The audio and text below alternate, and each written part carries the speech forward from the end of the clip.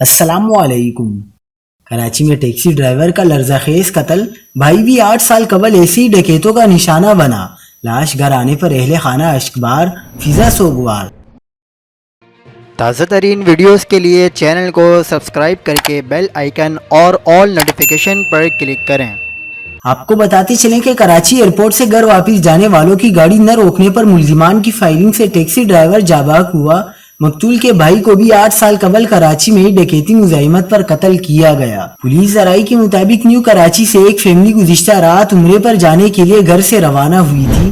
Family Karachi airport پر پہنچی تو پتہ چلا کہ ان کی پرواز منسوخ ہو گئی ہے، جس پر ٹیکسی ڈرائیور ممتاز انہیں لے کر واپس نیو کراچی پہنچا تو گلی میں مسلح ملزمان نے لوٹ مار کے لیے گاڑی روکنے کی کوشش کی۔ ممتاز نے گاڑی نہ روکی تو ملزمان نے تعقب کے بعد فائرنگ کر دی۔ ٹیکسی ڈرائیور ممتاز کو نیو کراچی ڈیکا مول کے قریب بلال کالونی تھانے کی حدود میں قتل کیا گیا۔ مقتول 3 بچوں کا باپ اور ایئرپورٹ پر ٹیکسی چلاتا تھا اور گرین ٹاؤن میں اکیلا رہائش پذیر تھا۔ مقتول کا آبائی تعلق نتیہ گلی مری سے ہے۔